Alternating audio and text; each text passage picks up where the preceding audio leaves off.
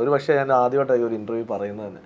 അന്ന് ഞാൻ തീരുമാനിച്ചാണ് മാളികപ്പുറത്തോട് ഞാൻ നിർത്താം. ഒരു പക്ഷേ ഇപ്പം ചിലപ്പോൾ ഇന്റർവ്യൂ കാണുന്നവർ ഇതിന്റെ താഴെ ചിലപ്പോൾ അത് നന്നായി നീ നിർത്തിയാൽ മതി എന്ന് പറയും. അല്ല അങ്ങനെ പറയുന്നവരുണ്ട് സീരിയസ്ലി. കാരണം നമുക്ക് ഞാൻ അതാ പറഞ്ഞത്, സക്സസ് എപ്പോഴും നമുക്കൊരു ഭാരം എന്ന് പറയുന്ന പോലെ, അതായത് ഒരുപാട് ഹേറ്റേഴ്സ് ഉണ്ടാവും എപ്പോഴും. വലിയതാണ് ഒരു സിനിമ നന്നായാൽ അതിൽ എല്ലാവരും എത്തും. സിനിമ മോശമായാൽ അത് ആ സംവിധായകൻ എന്ത് കഥയാണ് ഇങ്ങനെ പറയത്തുള്ളൂ. അല്ലാതെ ഒരിക്കലും ഇതിന്റെ ഒരു ഭാരം എല്ലാവരും ഏറ്റെടുക്കത്തില്ല.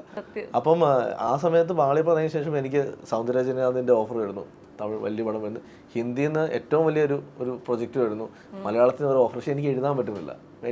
എനിക്ക് എഴുതാൻ പറ്റുന്നില്ല ആ സമയത്ത്. എനിക്ക് ഭയങ്കര പ്രോബ്ലം, എനിക്ക് എന്ത് എഴുതണമെന്ന് അറിയാത്തൊരവസ്ഥ. അങ്ങനെ ഞാൻ പോകുന്നു. അങ്ങനെ തിരിച്ചു വന്നിട്ടാണ് ഞാൻ ആ സമയത്താണ് ആൻഡോ ചേട്ടൻ എന്നെ വിളിച്ചിട്ട് ഒരു പടം നമുക്ക് ചെയ്യാം. ഞാൻ ആൻഡോ ചേട്ടൻ എനിക്ക് വലിയ പടം ഇപ്പം ചെയ്യാൻ വയ്യ. അപ്പോൾ ആൻഡോ ചേട്ടൻ ഞങ്ങളൊരു വലിയ പടം പ്ലാൻ ചെയ്തിരുന്നു. ഞാനും വിഷ്ണുവും കൂടെ വീണ്ടും ആൻഡോ ചേട്ടൻ്റെ പ്രൊഡക്ഷനിൽ ഒരു വലിയ പടം, ഒരു മിത്ത്, ഒരു കാലഘട്ടം, വലിയ ബഡ്ജറ്റ് ചെയ്യേണ്ട ഒരു പടം. ചേട്ടാ എനിക്ക് ഇപ്പം വലിയൊരു പടം എനിക്ക് പറ്റില്ല. അപ്പോൾ ആൻഡോ ചേട്ടൻ വേണം നമുക്കൊരു കാര്യം ചെയ്യാം. ഞാൻ പണ്ടൊരു എലമെന്റ് പറഞ്ഞത്, ആനന്ദ് ശ്രീബാലയുടെ എലമെന്റ്, അവൻ അത് ചെയ്താലോ ചോദിച്ചു. അങ്ങനെയാണ് വിനയൻ സാറിൻ്റെ മകൻ വിഷ്ണുവിനോട് സംസാരിക്കുന്നു, ഞങ്ങൾ ആ പടം ഓണാക്കുന്നതും അത് ചെയ്യുന്നു. അത് എന്നെ സംബന്ധിച്ച് എനിക്ക് അമ്മ ഇമോഷൻ ഭയങ്കര ഉള്ള ആളാണ്. അപ്പോൾ അമ്മ ഇമോഷണൽ ഒരു സിനിമയാണെന്ന് വെച്ചാൽ അത് ചെയ്തത്. പക്ഷേ ആ സിനിമ കഴിഞ്ഞോട് ഞാൻ വീണ്ടും ഓണായി. പിന്നെ ഏറ്റവും കൂടുതൽ ചോദിച്ചില്ല, ഏറ്റവും കൂടുതൽ ഈ വിഷമം തോന്നുന്ന കമന്റ്സ് ഞാൻ ആദ്യമൊക്കെ ഞാൻ കുറേ അടുത്ത് കാണുന്നു. മറ്റേ ഭക്തി റൈറ്റർ, മറ്റേ സമുദായം മറ്റേ സമാജം റൈറ്റർ എന്നൊക്കെ കുറേ കമന്റ്സ് നമ്മൾ കാണുന്നുണ്ട്.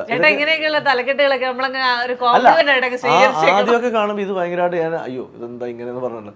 പിന്നെ ഞാൻ ആലോചിച്ചത് അങ്ങനെ ഒരാൾക്കല്ലേ കേൾക്കുന്നുള്ളൂ, അതെനിക്കല്ല, അത് നല്ലതാണ്. അപ്പം ഞാനിപ്പോൾ എവിടെ ചെന്നാലും ഇപ്പോൾ സ്റ്റേജിൽ കയറുമ്പോൾ നമുക്ക് എല്ലാവർക്കും ഇത്രയും ഡിവൈൻ എന്ന് പറയുമ്പോൾ ഞാൻ കേൾക്കുമ്പോൾ ഭയങ്കര കൊള്ളാം പറഞ്ഞോളൂ.